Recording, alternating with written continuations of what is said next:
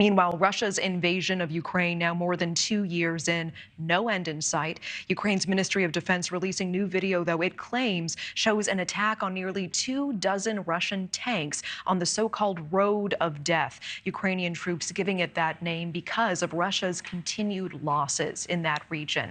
NewsNation's Elina Shirazi live for us in Washington. And Elina, the Kremlin pressing on despite growing opposition even within Moscow. Yes, Natasha, they are pressing on, and on the heels of Navalny's death, alarms are sounding as Russians around the world are turning up dead. Mysterious deaths and unanswered questions continue in Europe. A Russian helicopter pilot who defected to Ukraine is the latest assassination. He was found dead in a garage in Spain. A wide range of businessmen, political figures, and bureaucrats have also had suspicious deaths since the start of the invasion.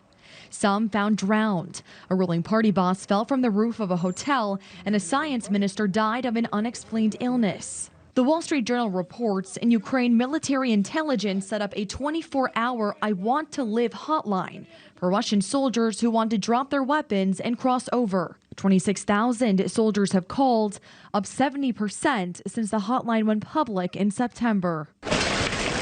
Meanwhile, the war in Ukraine still pushes on. A Russian drone strike that destroyed an apartment block in Ukraine's southern port city of Odessa on Saturday has reportedly killed at least 10 people. Ukraine's Interior Ministry reported that rescue workers on Sunday morning found the bodies of an infant and the baby's mother, raising the number of children killed in the attack to 3.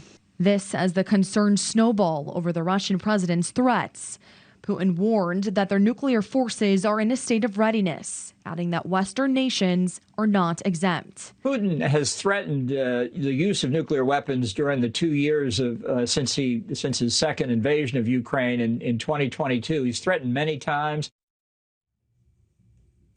And these drone attacks come as Ukraine continues to push their Western allies to send supplies, including armed supplies and military devices as well, Natasha. Yeah, much needed aid. Elina Shirazi live for us in Washington. Thank you. Thank you for watching. Go to newsnationnow.com to find NewsNation on your television provider. And don't forget to click the red subscribe button below to get more of NewsNation's fact-driven, unbiased coverage.